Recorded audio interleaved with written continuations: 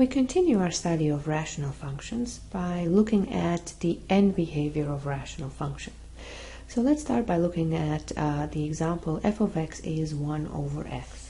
So what we're interested here is describing the end behavior of the function, namely as x approaches infinity, what happens with the corresponding y values, namely where does f of x go, and similarly as x approaches negative infinity, the other end of the real line, what does f of x do as well.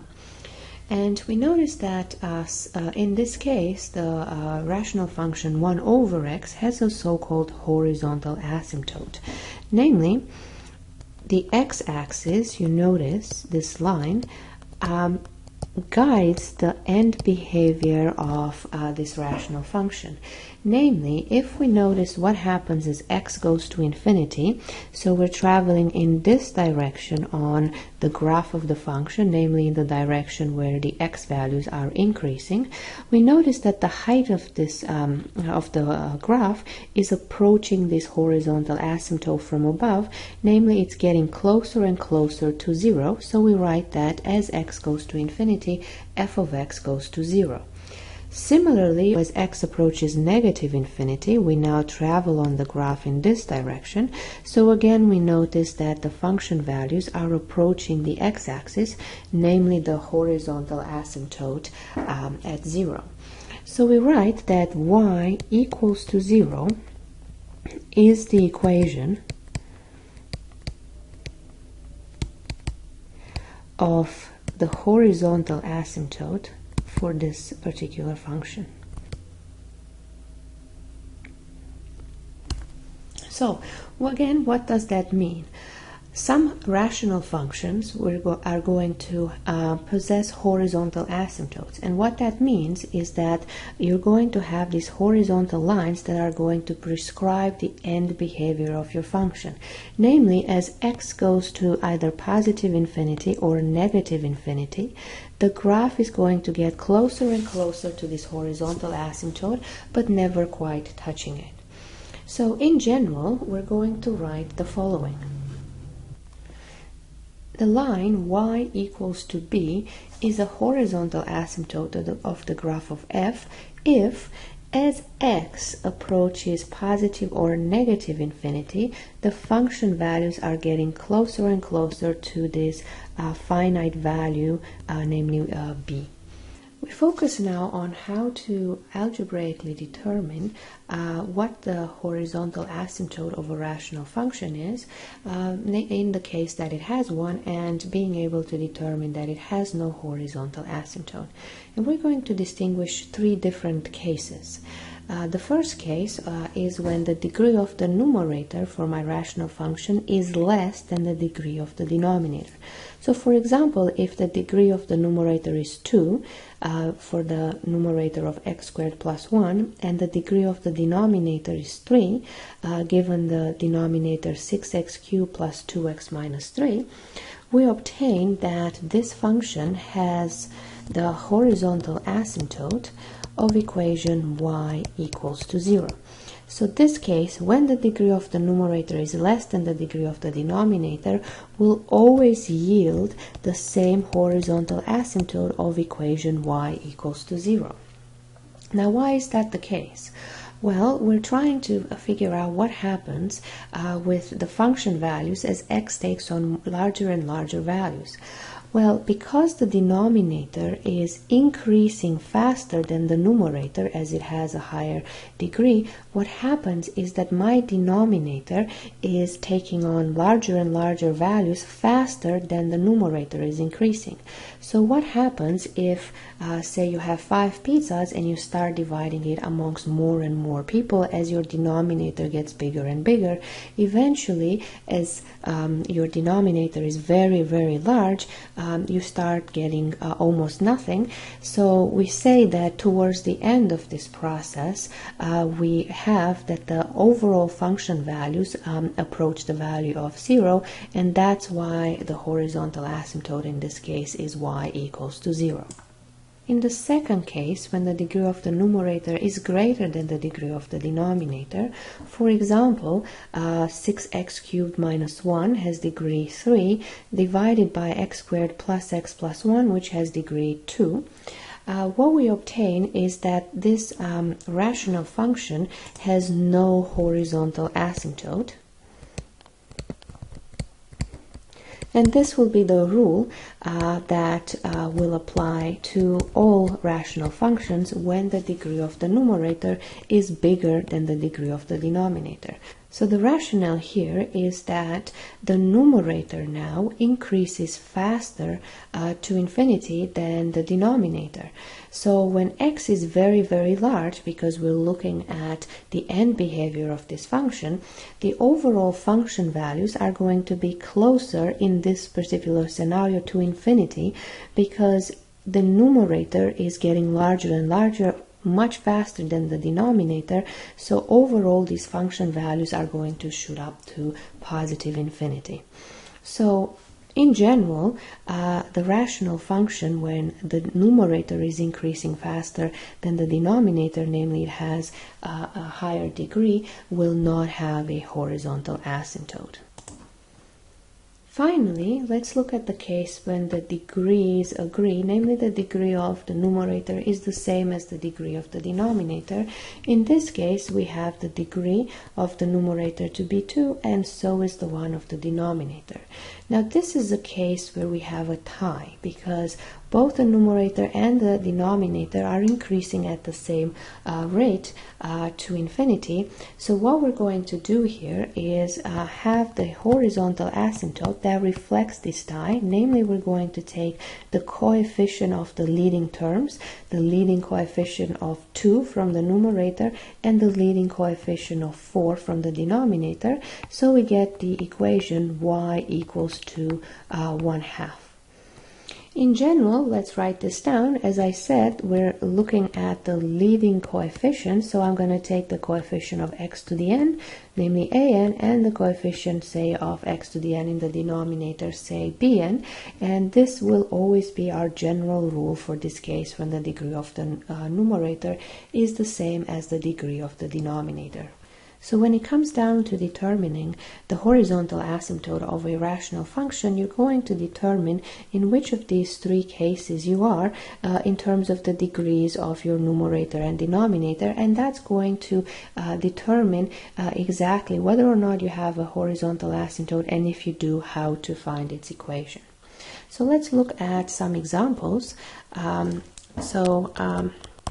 First, let's have the rational function f of x is 2x minus 1 over x. In this case, the degree of the numerator is 1, and so is the degree of the denominator. So we have that case of a tie, in which case I take the leading coefficient, so I take 2 divided by 1. So I get that the horizontal asymptote has equation y equals to 2. Another example, let's say f of x is 6x squared minus 3 divided by x plus 1. Now we're in the case that the degree of the numerator is greater than the degree of the denominator, so in this case we have no horizontal asymptote, right? In this scenario, the function values are shooting up to infinity. And finally, let's say f of x is 2x squared plus 1 divided by 3x squared plus 6x minus 3. In this case, again, we're dealing with the degrees being equal to each other, so we're going to take the horizontal asymptote, where you take the ratio of the coefficients, namely the leading coefficient of 2 divided by the leading coefficient of 3. And if f of x equals to, say, x squared minus 1 over 4x cubed plus x, then in this case, since the degree of the denominator is bigger than the degree of the numerator, my horizontal asymptote has equation y equals to 0. Finally, let's learn about how to find the x and y intercepts of a rational function. So let's say we start by looking at the x-intercepts, and we're looking at the example f of x is x squared minus 1 over x plus 3. Now, just as in the case of any function, in order to find the x-intercept, namely a point on the x-axis, that's a point that has the height of 0, so we need to set y equals to 0 and solve for x. So we set up the equation 0 equals to x squared minus 1 over x plus 3. And now we get a fractional equation. So the question is, how do I solve this equation? And we're going to rely on the following property. If you have a fraction a over b equals to 0, then the only way this fraction can become 0 is if the numerator is 0. b cannot be 0 because I can't divide by 0, and any other real number, 5, 100, minus a million, is not going to have the effect that the fraction becomes 0 unless a was already 0. So whenever you have a fractional equation, so you have a fraction equal to 0, then you can simplify this equation by saying the only way this can happen is if the numerator was equal to 0. So this gives us the simple quadratic equation x squared minus 1 is 0. So we factor into x minus 1, x plus 1 equals to 0, and obtain the two solution x1 is 1 and x2 is negative 1. These are the zeros of my function, and so the x-intercepts are going to be the points of coordinates 1, 0 and negative 1, 0. In terms of the y-intercept,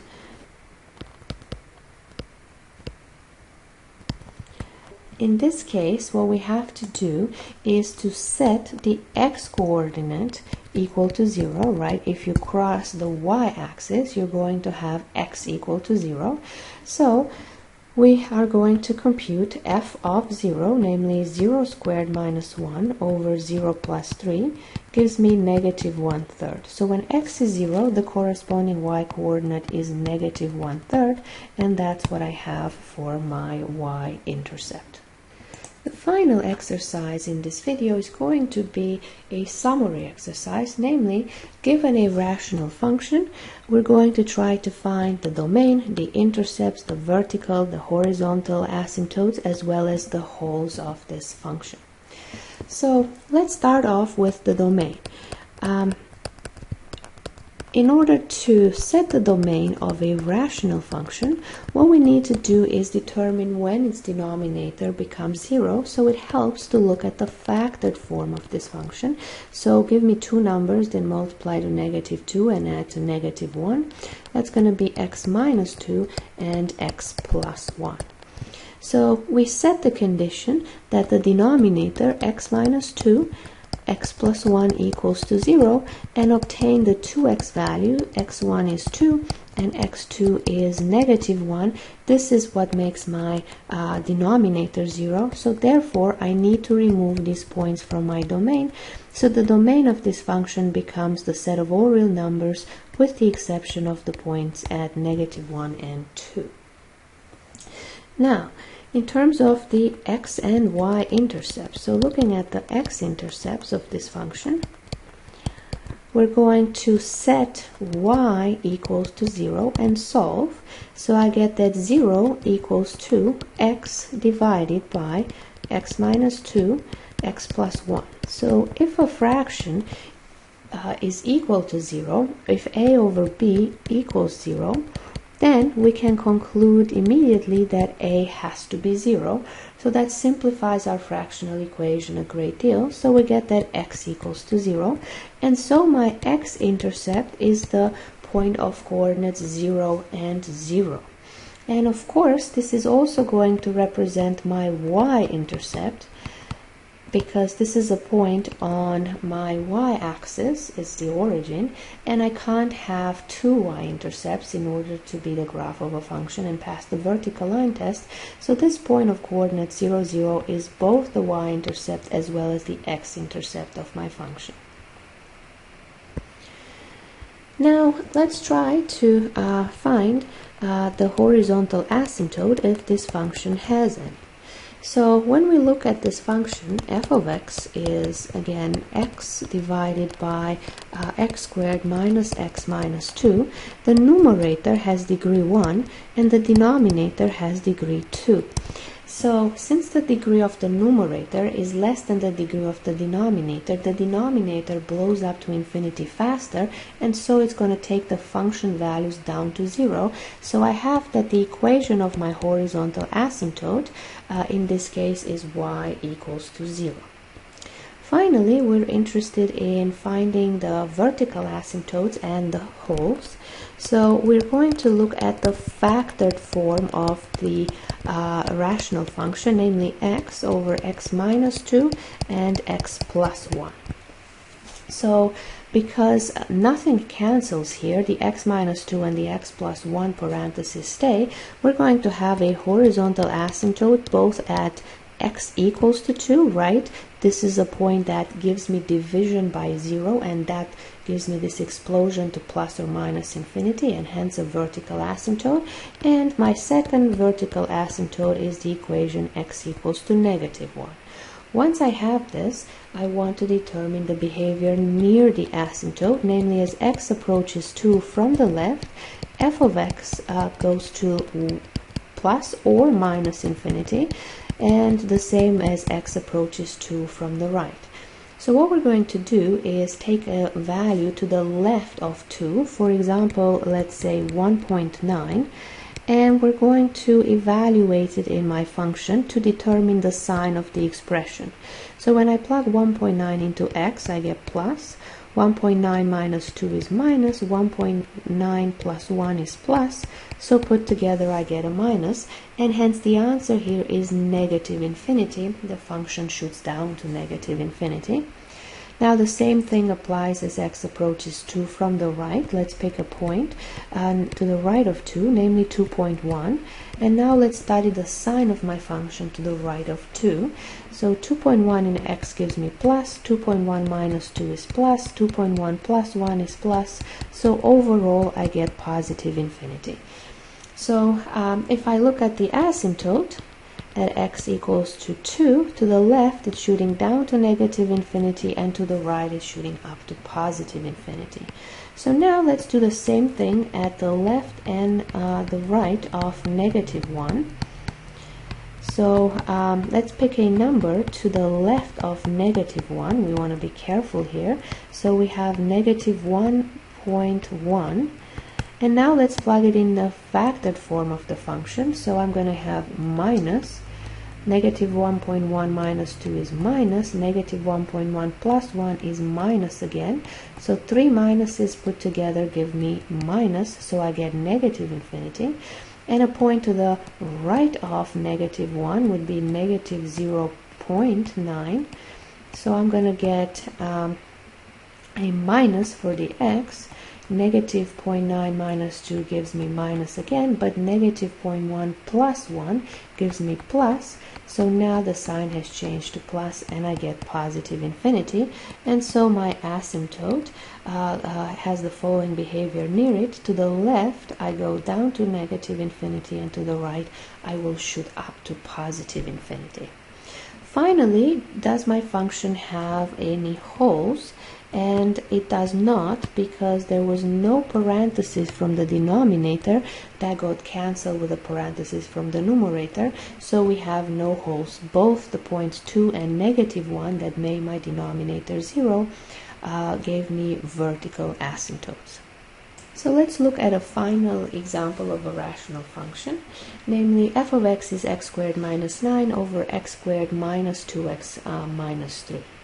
So it's helpful to start by factoring this both numerator and denominator of this function. So x squared minus 9 is the a squared minus b squared formula, so I get x minus 3, x plus 3, and the denominator will factor into x minus 3 and x plus 1.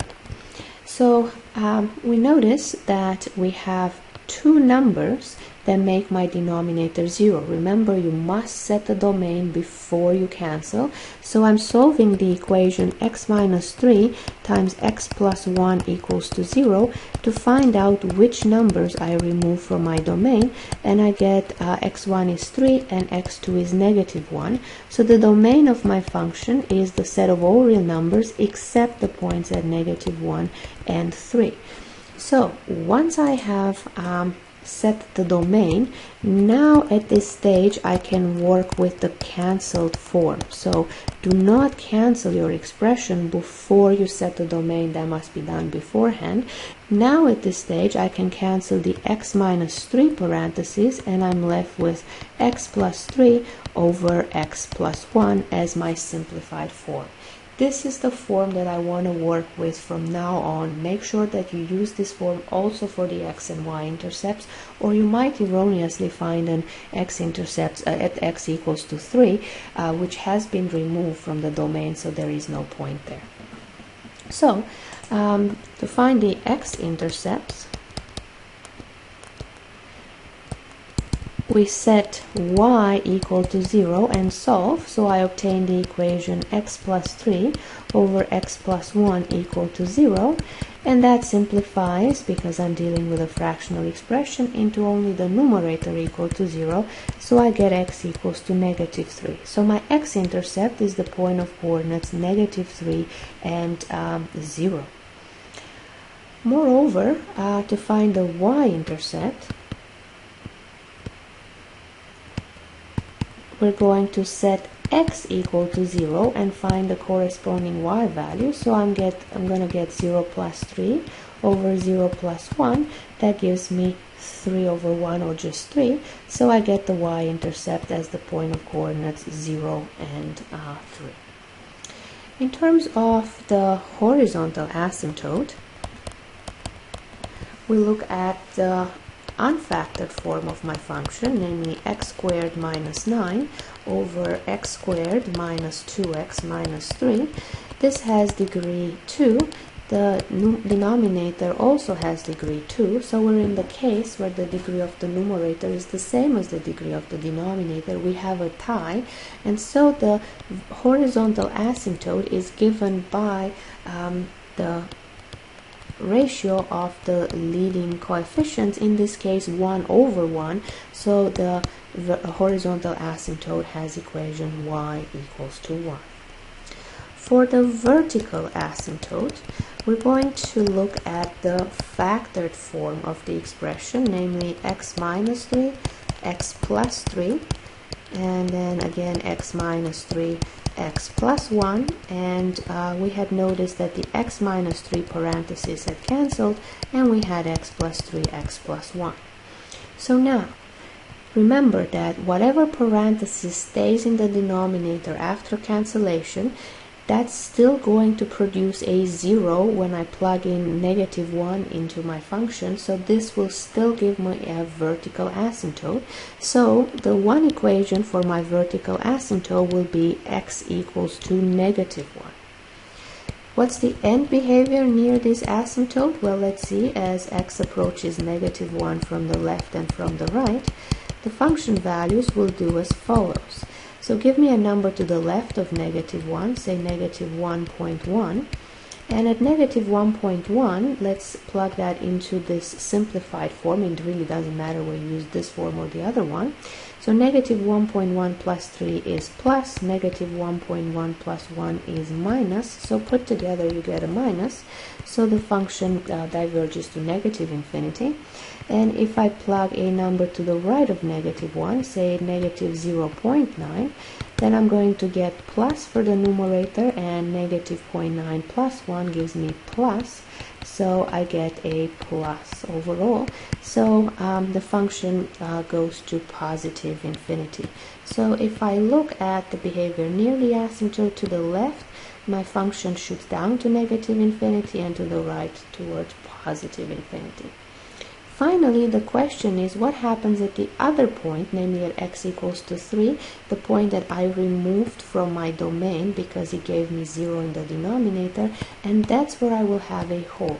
At x equals to 3, I have a hole because its parentheses, the x minus 3, got cancelled, and so if I try to evaluate at 3 here, the source of the division over 0 has been cancelled, so I no longer have a vertical asymptote.